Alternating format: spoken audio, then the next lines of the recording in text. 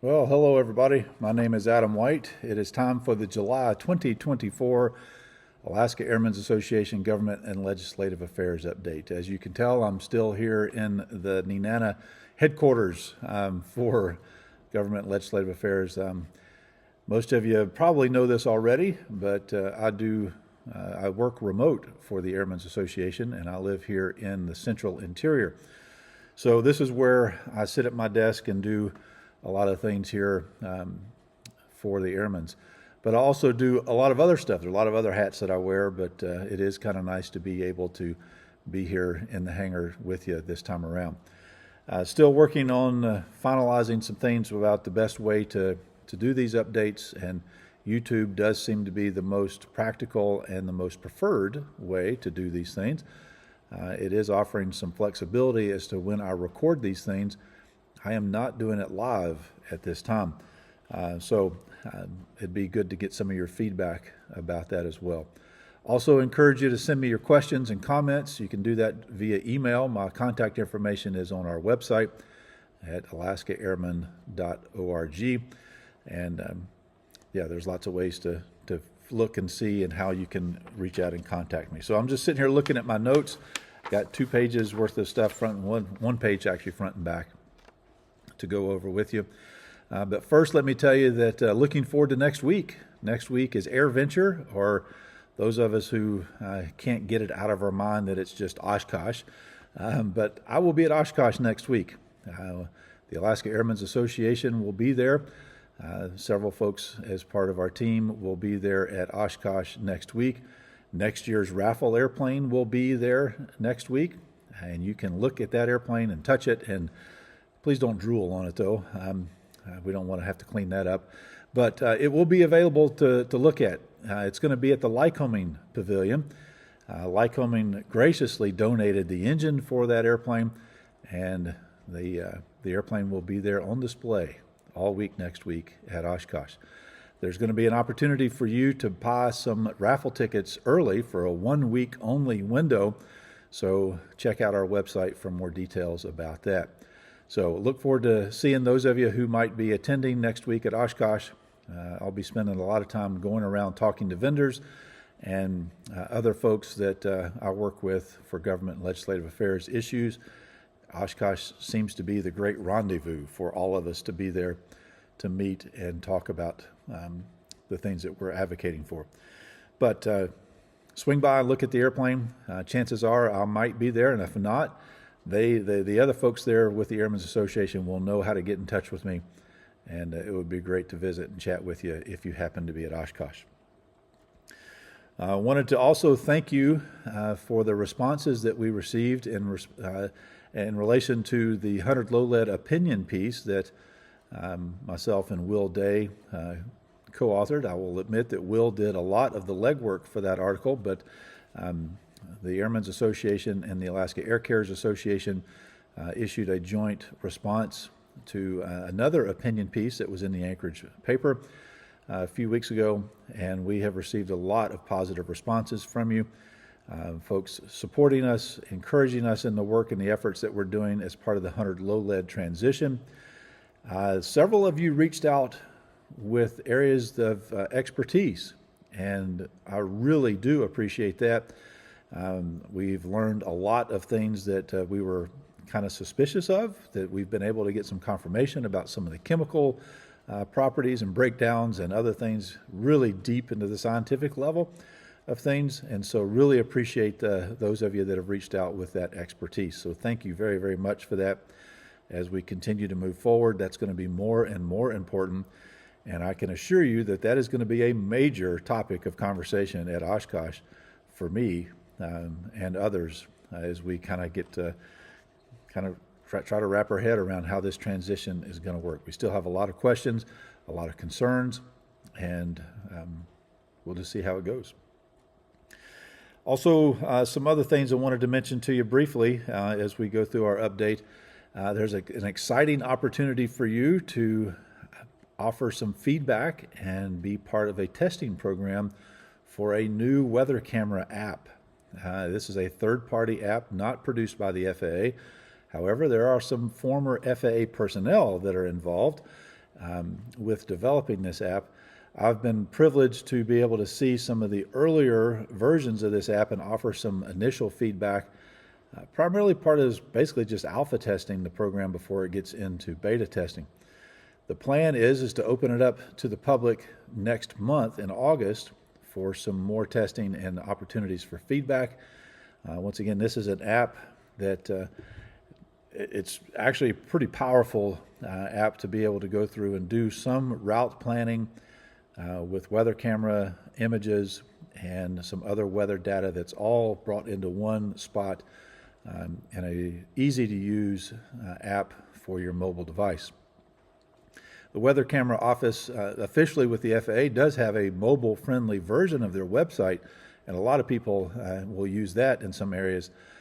This app does offer some better functionality in areas of reduced bandwidth and some better opportunities to actually plan your route and see those images and to refresh those things from time to time. So look for some information about how you can participate in that program. Once again, it'll be released to the public next month in August. Now, the Airmen's Association is not officially endorsing any particular product here. We just want to make sure that you have an opportunity to know what's available. And they are asking, the developers are asking for your input and your feedback for this program. And when that opens up, be sure to look at our emails and our website and other opportunities for you to know how you can participate in that program. Just some other interesting things that are going on. The History Channel and the media and other outlets continue to reach out to the Airmen's Association asking for our input, asking for, I guess, ways we can help them find data and information to make sure their stories and documentaries and other aviation-related content is accurate. So that's kind of exciting to know that we're on the short list for a lot of these folks when they have questions about aviation and specifically Alaska Aviation. So that's just another benefit of your membership here in the Airmen's. It does help us offer, I guess, some legitimacy to that information and to that data. Moving on to other topics that I know a lot of folks are concerned about. Next week on the 23rd, there will be a public meeting in Anchorage about the new control tower that is going to be built at Anchorage International Airport. Now, the easiest way for you to find out information about that meeting is to go to the state public information website and look at the press releases that are there, and you can just search Anchorage Control Tower public meeting, and it will give you that data and that information.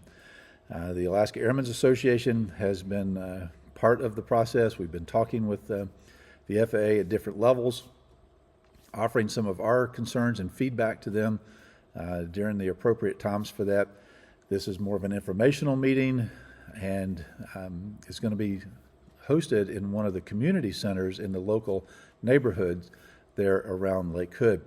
So my suspicion is that most of the content will be tailored more to the residential folks around the area, around the airport, but it's more of an open house setting, and there will be opportunities for you to look at some of the data and the information and be able to ask questions, and they should have people there that can help you with your answers to your questions. Some of our biggest concerns that we have is, what is this going to do for traffic coming in and out of Lake Hood proper? If there's an aircraft that's on departure and has an engine issue or some other problem, and you have a 300-foot tall control tower right there in the departure path, what is that going to do for us for a safety issue? Now, I know that most of the time you take off and you turn, you head back to the north, but if you've got an issue, you don't want to do much turning. So that is a concern for us. Loss of tie-down spots because of where they're going to build this control tower is also a concern. The airport has come back and said that they are going to build a new tie-down area north of Echo Parking across the road over by the snow dump in that area. There's plans to expand some tie-down areas over there. The loss of potential lease lots for hangar space, that's a concern.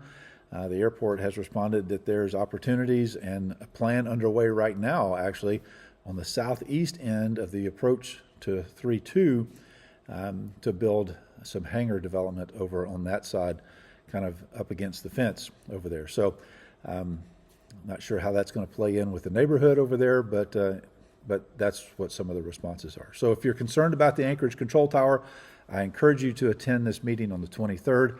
I will not be able to attend because I will be in Oshkosh at AirVenture, but the Alaska Airmen's Association will have someone there at the meeting just to make sure we know what's happening and to keep up on these issues.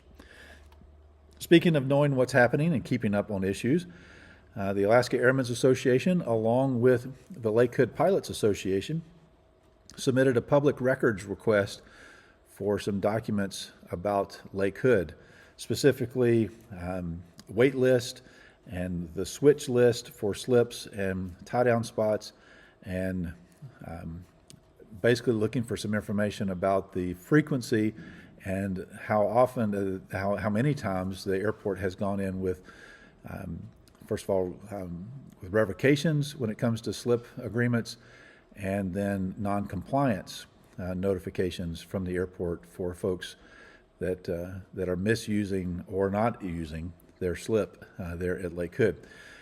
The reason why this is a concern is because the wait list still hangs around 12 years.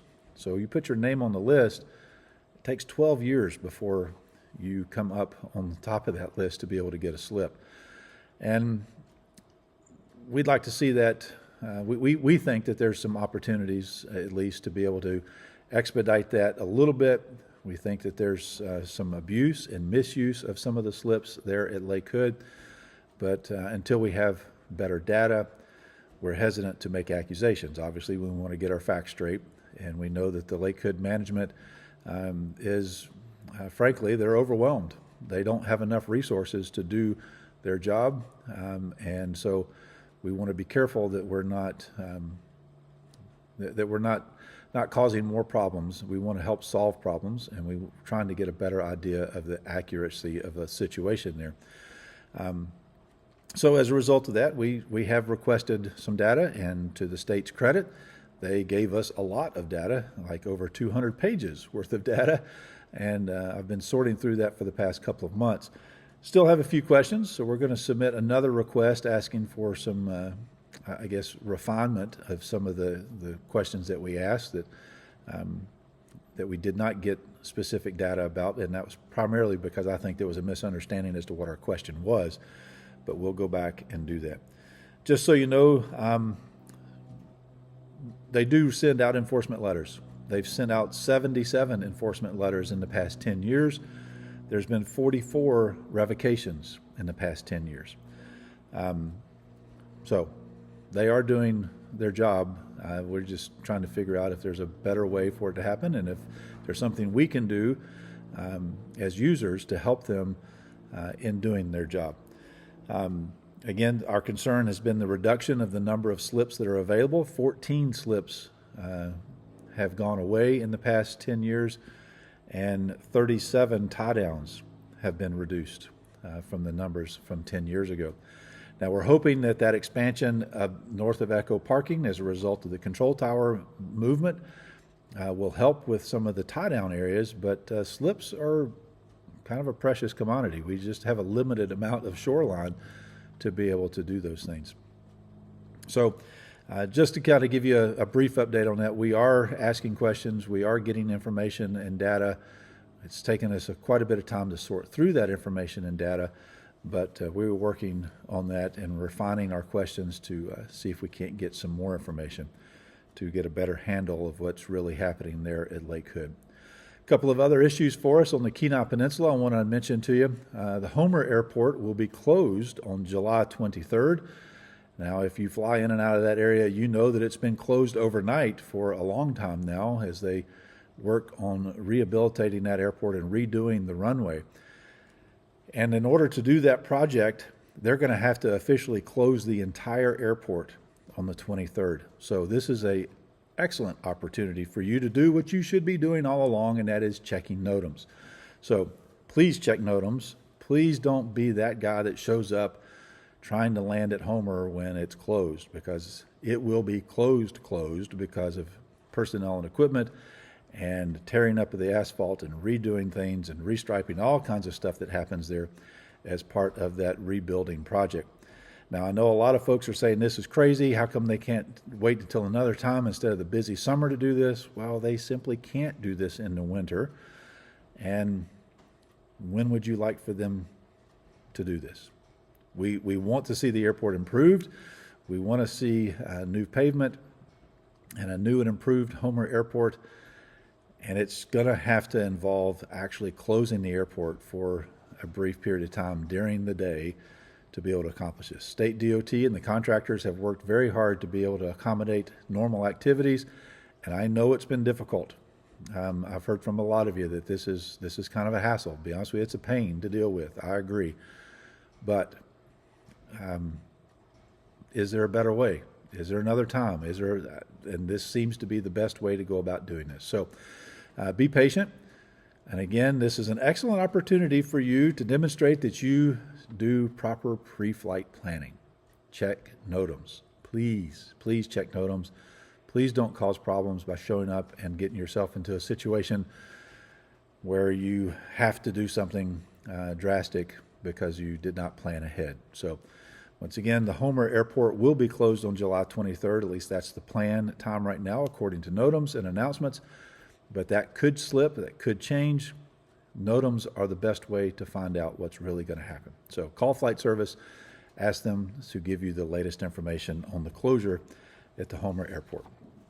Another thing on the Kenai Peninsula that was just announced today, which we probably, well, if you've been looking at the weather radar, you would have seen that this has happened. The Kenai weather radar, the Doppler radar there on the Kenai Peninsula, is no longer functioning. It is out of service. And the National Weather Service says, we don't know what's wrong with it yet. And since we don't know what's wrong with it yet, we have no idea how long it's going to take to get it back up and running. So here's an excellent opportunity for you to do what you've been trained to do, and that is to offer pilot reports. You can submit those to Kenai Flight Service, and they will pass along information to the National Weather Service, specifically about rain showers, areas that it's raining, how fast it may be moving, that sort of thing, because the forecasters don't have access to the weather radar right now, and they need that to help validate their forecast and update their weather forecast. We as pilots need that because we need to know where the rain showers are and if we should just wait because of a thunderstorm moving through the area or things of that nature. So submit pilot reports. This is a valid reason to submit a pilot report, because it not only helps out fellow pilots that are flying, but it also helps the National Weather Service and their ability to issue accurate forecasts. So with that, I'm going to wrap things up. That's our update for July of 2024. And again, look forward to seeing some of you possibly at Oshkosh next week. The raffle aircraft for next year will be at the Piper Pavilion, and there will be a limited opportunity for ticket sales for the raffle there during that week. And you do not have to be just at Oshkosh to purchase those tickets. So look at our website and get some tickets early for next year's raffle airplane. It's a pretty awesome airplane. We've got a great guy that's going to be flying it up for us, Aris, who's part of the Next Gen program for the Alaska Airmen's Association.